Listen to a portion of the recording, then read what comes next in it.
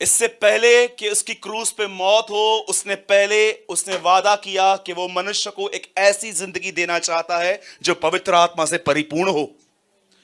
अब देखो यहां पर क्या हो रहा है। पर्व के अंतिम दिन, उन दिनों में यहूदियों का एक फेस्टिवल था और बाइबल मुकद्दस ऐसा बताती है कि यीशु खड़ा हुआ और उसे जोर से पुकारा। हर एक को उसने इनवाइट किया क्योंकि वो चाहता था कि हर व्यक्ति, आप जानते हो जब यीशु निकोदेमुस से मिला तो वो क्या कहता है वहां पर, जब तक तुम जल और आत्मा से जन्म न लो तब तक तुम परमेश्वर के राज्य में प्रवेश। सबसे पहले यीशु ने कहा पवित्र आत्मा को पाओ। उसके बाद यीशु सामरी स्त्री से मिला और कहता है सुनो, तुम्हारे अंदर से झरना बह उठेगा। अब उसकी बातें झरने पर आ गई, पर अपनी तीसरी लेवल में वहां पर ये वो बता रहा है कि पर्व के दिन वो खड़ा हुआ और उसने कहा अब झरना नहीं, अब नदी बहनी चाहिए। मैं बिलीव करता हूं ये एक अकेला पैसेज है जो चर्च को इंकरेज करता है, you must filled with Holi spirit. आइए मैं शुरू कर रहा हूं। मैं चाहता हूं आप सब अब ध्यान दीजिए। बाइबल ऐसा बताती है एक समय आया जब यीशु ने यह बात ठानी कि वो एक जगह से दूसरी जगह जा रहा था, और जब वो एक जगह से दूसरी जगह जा रहा था तो वचन कहता है वह एक ऐसी जगह पर ठहर गया जिस जगह का नाम था सामरी। बोलिए सामरी। सामरी के अंदर एक छोटा सा गांव था जिसका नाम था सुखार, और उस गांव के अंदर एक कुआं था जहां पर हर व्यक्ति सुबह में वहां से जल भरने के लिए आते थे।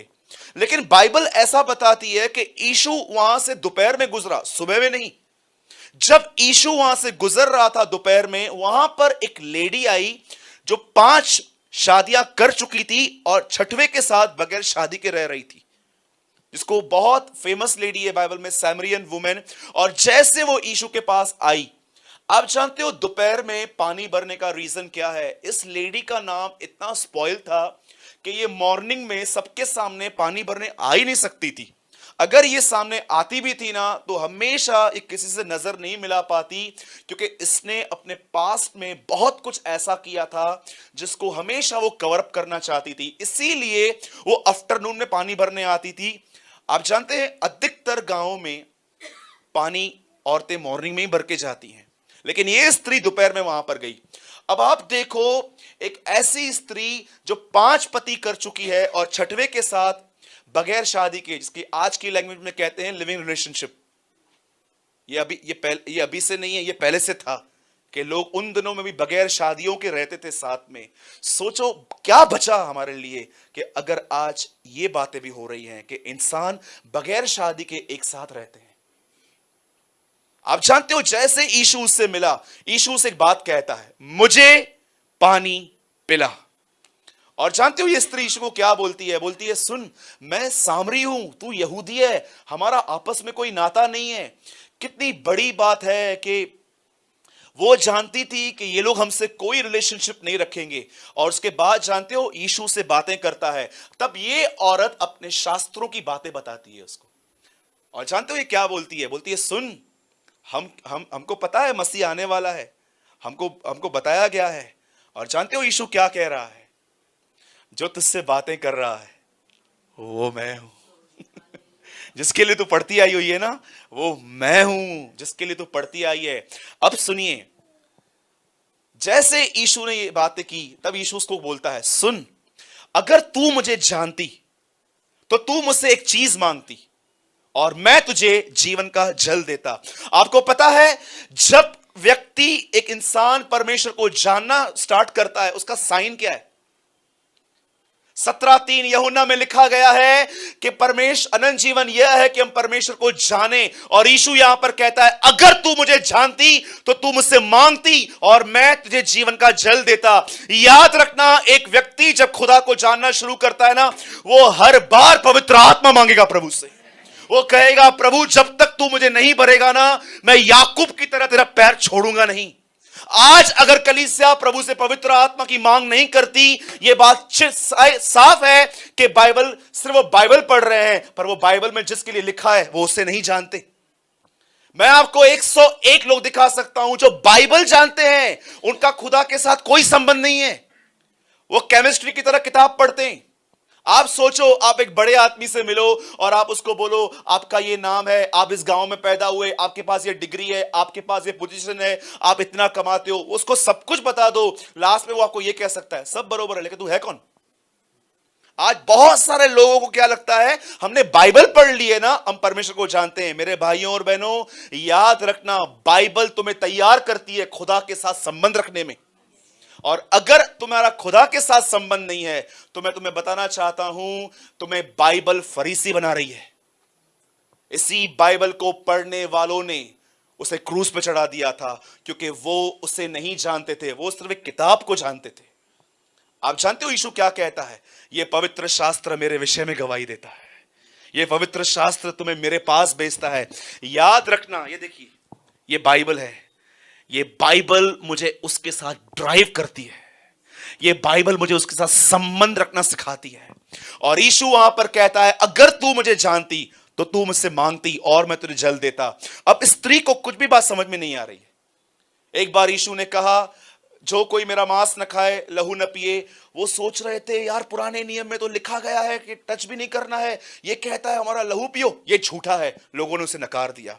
एक जगह पे यीशु ने कहा, खमीर न खाओ। उनको लगा कि यार ये क्या बोल रहा है। अधिकतर इवन निकोदेमुस जैसा आदमी भी यीशु को कहता है, अगर एक आदमी मर जाए तो वापस अपनी मां के पेट में कैसे जा सकता है। अब ये स्त्री आई है, ये यीशु को कहती है, एक काम करती हूं, मैं घर से कुछ लेकर आती हूं ताकि तू मुझे पानी दे सके। तब यीशु उसको कहता है, सुन, यदि तू मुझे जानती तो तेरे अंदर से जीवन के जल की जो नदी है, जो उमड़ता जल है, वो तुझे बहता। मैं आपसे एक सवाल पूछता हूं, मैं चाहता हूं अब आप सब ध्यान दीजिए। It's very practical question. यीशु मसीह यहां पर एक स्त्री से पवित्र आत्मा के बारे में बात कर रहा है। वो उसको कह रहा है, यदि तू मुझे जानती तो तू मुझसे मांगती और मैं तुझे पवित्र आत्मा देता और वो झरना बन के तेरे अंदर से बहता। मैं आपसे एक बात पूछना चाहता हूं मेरे भाइयों और बहनों, ये प्रतिज्ञा यहां पर लिखी गई है कि तुम्हारे एक विश्वासी के जिंदगी में ये नदी, ये जल, ये उमड़ता हुआ झरना बहना चाहिए। पर आपने कभी ये सवाल पूछा प्रभु से, प्रभु ये लिखी हुई प्रतिज्ञा मेरे जिंदगी में सच क्यों नहीं हुई है? क्यों मुझे ऐसा फील होता है कि मैं हेडपंप मारता रहता हूं सारा दिन और एक ड्रॉप नहीं निकलता है, जबकि तू नदियों की बात करता है। मैंने सालों तक खुदा से यह सवाल पूछा, प्रभु ये प्रतिज्ञा मेरे जिंदगी में क्यों पूरी नहीं हो रही है? क्यों मैं ये अनुभव नहीं कर पाता हूं कि मेरे अंदर से जीवन के जल की नदियां बह के दूसरों को पिला रही है? और मुझे परमेश्वर ने एक साफ और सुंदर उत्तर दिया, और ये मुझे उत्तर बाइबल में से मिला। मुझे एक बात बताइए, एक समय आया, बाइबल बताती है, जब इज़राइल के लोग मिस्र से निकल के कनान जा रहे थे और इनका झगड़ा मूसा से और प्रभु से दो चीजों पर था, पानी पर और खाने पर। हर बार ये प्रभु से यही कहते थे, हमारे पास खाना नहीं है, हमारे पास पीने के लिए नहीं है। और जानते हो एक दिन क्या हुआ? बाइबल ऐसा बताती है, प्रभु ने उन्हें चट्टान में से पानी दिया। बोलो, चट्टान में से पानी दिया। मेरे भाइयों और बहनों, सच बताइए, आज इस बात को महसूस कीजिए, बाइबल बताती है पानी चट्टान में से निकला है, पत्थर में से निकला है। बाइबल बताती है, मैं इज़राइल के घराने के साथ एक वाचा बांधूंगा, मैं उनके अंदर से पत्थर का दिल निकाल के उन्हें मांस का हृदय दूंगा। जब तक आप प्रभु को यह न कहोगे कि इस पत्थर को तोड़, तब तक जल नहीं आएगा। हम लोग गलत जगह पे आ गए हैं, हम पता नहीं क्या क्या कर रहे हैं इन दिनों में। आप में से कितने लोग ये बात जानते हैं, पानी चट्टान में से निकाला गया। बाइबल बताती है, मैं तुम्हारे साथ एक वाचा बांधूंगा, मैं तुम्हारे अंदर से पत्थर का दिल निकाल के तुम्हें मांस का हृदय दूंगा और उसी हृदय में से जल निकलेगा। आप में से कितने लोग हैं यहां पर जो प्रभु से कहते हैं, इस पत्थर के हृदय को तोड़? जानते हो, मरने से एक रात पहले यीशु मसीह ने अपने हाथ में रोटी ली। उसने ये नहीं कहा कि यह वह रोटी है जो कल तोड़ी जाएगी। क्रूस पे मरने से पहले उसने कहा, मैं वह हूं जो तोड़ा गया हूं। यीशु ने यह नहीं कहा यह वह रोटी है जो कल सुबह टूटने वाली है। आप में से कितने लोगों ने बाइबल में यह वचन ऑब्जर्व किया है पढ़ते समय कि यीशु ने क्या ऐसा कहा? मरने से एक रात पहले उसने अपने हाथ में रोटी ली, क्या उसने ऐसा कहा यह वह रोटी है जो कल टूटने वाली है? आपको पता है कितने लोगों ने यशाया में यह वचन पढ़ा है? प्रभु को यह भाया कि वो उसे कुचले। कौन सा बाप अपने बेटे को खुश होगा कुचलते हुए? Tell me. आपको पता है यीशु के अंदर से ये जीवन के जल की नदियां क्यों बहती थी? क्योंकि वह पिता के द्वारा एवरी डे टूटता था। टूटने का मतलब जानते हैं क्या होता है? What is the meaning of breaking? मैं आपको बताना चाहता हूं, अगर आप में से यहां पर जितने लोग बैठे हुए हैं ना, जिनको यह महसूस होता है कि आपके अंदर जल क्या एक ड्रॉप भी नहीं है, उसका कारण यह है क्योंकि तुमने आज तक खुदा को यह नहीं कहा है, मुझे तोड़, मेरे हृदय को जो पत्थर है उसे तोड़, ताकि उसके अंदर से वो नदी बहे। आप जानते हो, जब परमेश्वर कहता है टूटना, टूटने का मतलब क्या होता है? अधिकतर लोगों को लगता है टूटने का मतलब होता है प्रभु गरीबी में लेके जाएगा, बीमारी में लेके जाएगा। मेरे भाइयों और बहनों, क्या परमेश्वर को कोई और तरीका नहीं है तोड़ने का जो आपको इस तरह तोड़ेगा? याद रखना, टूटना क्या होता है, इस बात को याद रखो। जो तुम चाहते हो वो न हो, इसे टूटना कहते हैं। That is a brokenness. कभी आपने यीशु मसीह को देखा? 3 घंटे गसमनी में उसका स्ट्रगल, मैं चाहता हूं ये प्याला हटा पर तेरी इच्छा पूरी हो। क्या चाहता था वो और क्या मांग रहा था? मैं आपसे पूछना चाहता हूं, लास्ट टाइम आपने कब ये प्रेयर की थी? प्रभु ये काम मुझे बहुत पसंद है पर मैं जानता हूं ये काम आपको पसंद नहीं है, मैं चाहता हूं आप अपनी इच्छा पूरी करो। और जब परमेश्वर अपनी इच्छा पूरी करता है तो आपको तकलीफ होती है, उससे कहता है टूटना, और ऐसों के अंदर से ही जीवन के जल की नदियां बहेंगी। लेकिन अगर आप प्रभु से प्रार्थना करते हो, खुदा मैं विनती करता हूं ये नदियां मुझसे बहने दे, मुझे भर, और उठने के बाद 2-4 को गाली देते हो, अरे 5 साल क्या 50 साल प्रार्थना करना, कुछ नहीं होने वाला है, कुछ नहीं होने वाला है। सच्चाई सच्चाई है। YouTube पे डिसलाइक करो, कमेंट्स लिखो, क्या करो, कुछ भी करो, नकार दो, यहां से जाने के बाद उल्टी सीधी बातें करो, सच्चाई तो सच्चाई रहेगी, तुम नहीं बदल पाओगे उससे। एक स्त्री जो यीशु से मिलती है, यीशु उसको एक प्रतिज्ञा देता है कि एक जीवन है जिसके अंदर, तुम्हारे अंदर से वो नदी बहनी चाहिए। बहुत सारे लोग एक वचन को पढ़ के बंद कर देते हैं, पर वो खुदा को नहीं बोलते हैं कि इसका मतलब क्या है, मुझे बता।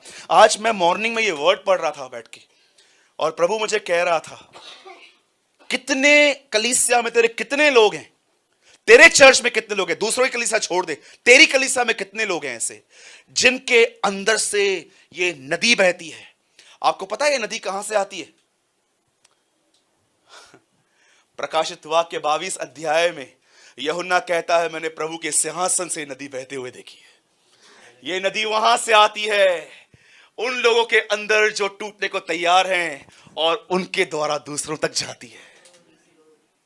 कितने लोग हैं जो सच में पवित्र आत्मा से भरना चाहते हैं?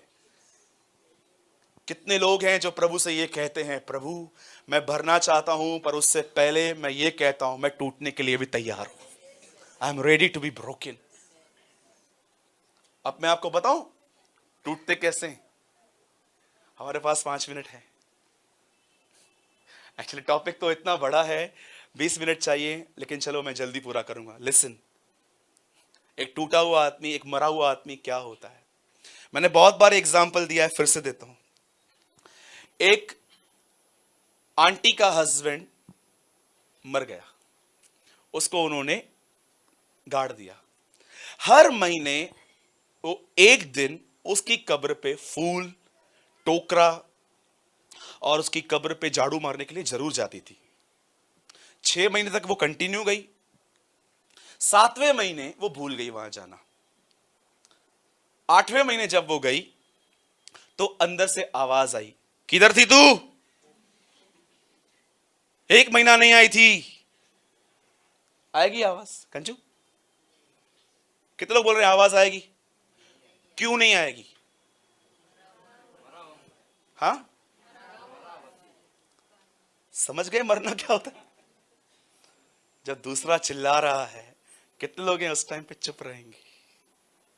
माती बुद्धान। Tell me tell me tell me, तुम टूटे हुए तो नहीं हो। मेरे को लगता है डेविल तुमको यूज कर रहा है दूसरों को तोड़ने के लिए। जो लोग ऐसे हैं ना, जो मुंह पे सुनाने की ताकत रखते हैं, अरे तुम मजबूत नहीं हो, तुम डरपोक हो, तुम्हें सुनने की ताकत नहीं है ना, तो मैं तुमको बोल देता हूं तुम मजबूत नहीं हो। मजबूत आदमी चुप रहता है, कमजोर आदमी बोल उठता है। जानते हो, एक लास्ट बात बता के मैं फिनिश कर रहा हूं। सब यहां पर देखिए, मुझे लगता है कि मुझे ये रिवाइंड करना चाहिए एक बार, ताकि आपके जहन में ये बात बैठे। सुनिए, पुराने नियम के अंदर जब एक इंसान से पाप होता था, तब वह बाजार से एक बलिदान लेके याजक के पास जाते थे। याजक उस बलिदान को चेक करने के बाद उसे काटता था, उसका ब्लड उसी पापी पर लगा के, उसके ऊपर ऑयल लगा के, उसके सर पे हाथ रख के कहते थे तू अब शुद्ध हो चुका है। आपको पता है, बाइबल के इतिहास में कभी भी ऐसा नहीं हुआ आज तक कि पहले ऑयल लगे बाद में ब्लड लगे, पर हमेशा पहले खून बाद में ऑयल। खून दर्शाता है जीसस के सैक्रिफाइस को, ऑयल दर्शाता है पवित्र आत्मा को। आपको पता है, जीसस जैसे क्रॉस पे मरा, उसके कुछ दिनों के बाद पेंटिकॉस्ट का दिन आया, पवित्र आत्मा। उसने पवित्र आत्मा के लिए एक पेमेंट दे दी खुदा को, पिता ये ले खून, अब इनको ऑयल लगा। आपको पता है, आप में से बहुतों से ये बात अगर मैं पूछूंगा ना, यीशु मसीह क्यों आया, तो आप मुझे संडे स्कूल के बच्चे का आंसर देंगे, वो मेरे लिए मारा गया, गाड़ा गया, जी उठा। अधिकतर लोगों को ये बात पता रहती है, और मैं बिल्कुल भी नहीं नकारता, क्योंकि यहीं से तो हमारा उद्धार हुआ है। पर क्या आपको पता है, टाइटस के अंदर, तीतुस के अंदर एक चीज लिखी है, यीशु क्यों आया। हिंदी में बहुत डिफरेंट है, लेकिन इंग्लिश में बहुत ब्यूटीफुल है। हिंदी में लिखा गया है, उसी ने हम पर अपना आत्मा उंडेला, लेकिन इंग्लिश में लिखा है, पिता ने उसे इसलिए भेजा ताकि वो इज़राइल को पवित्र आत्मा दे। आपको पता है जीसस क्रॉस पे क्यों मरा, ताकि कलीसिया पवित्र आत्मा पाए। इसीलिए जैसे आदम के अंदर से हवा निकाली गई, जैसे यीशु मरा, क्या निकला वहां से, लहू और पानी।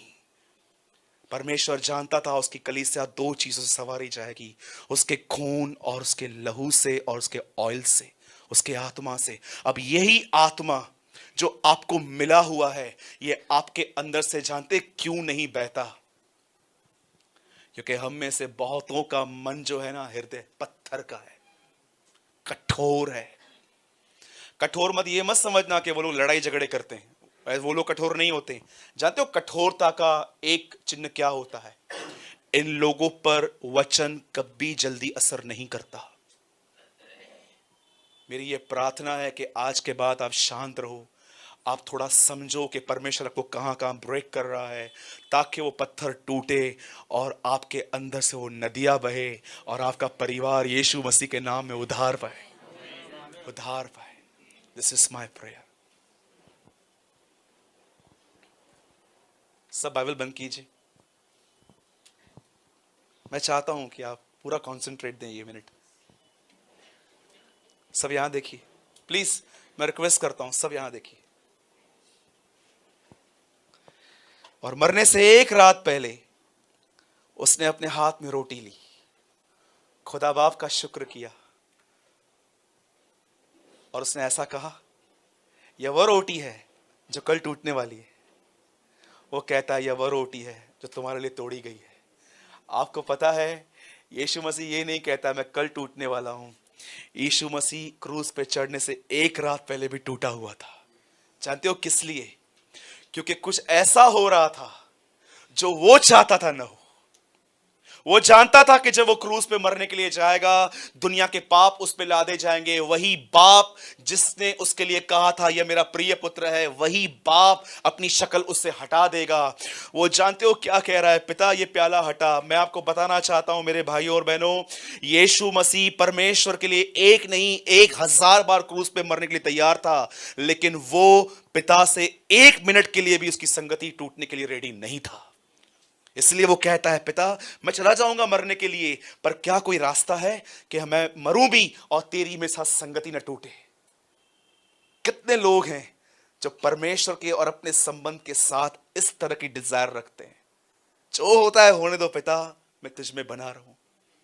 और जानते हैं, जैसे वो क्रूस पे गया, सर दर्द से अलग हुआ। नरक के अंदर सबसे गंदी चीज जानते हैं क्या है? कई लोग कहते हैं वहां कीड़ा है, कई लोग कहते हैं वहां पर एक नदी है जिसमें आग बहती है। मैं तुमको उससे खतरनाक बात बताता हूं, नरक की। आप जानते हैं, एक बार अगर आदमी वहां चला गया, वो वहां से प्रभु को कितनी भी बार पुकारे, उसकी कोई पुकार वहां तक नहीं पहुंचती। आपको पता है जब यीशु कहता है, हे एलिया, एली एली लमा शबक्तनी, हे मेरे परमेश्वर, हे मेरे परमेश्वर, तूने मुझे क्यों छोड़ दिया, उसकी कोई पुकार वहां तक नहीं पहुंच रही थी। You know why? Jesus experience hell on the cross. यीशु मसीह ने क्रूस पे नरक का अनुभव किया था कि त्यागना क्या होता है। त्यागना, उसके जिंदगी की सबसे बड़ी यही बात थी कि वो 6 घंटे पिता से अलग रहा। ये बात अलग है कि हमेशा हे पिता कहने वाला वहां पर कहता है हे परमेश्वर, हे परमेश्वर। और जब पेनल्टी पूरी हो गई, अंत में वो कहता है हे पिता, मैं अपना आत्मा तेरे हाथों में सौंपता हूं। वह संबंध फिर से जुड़ गया।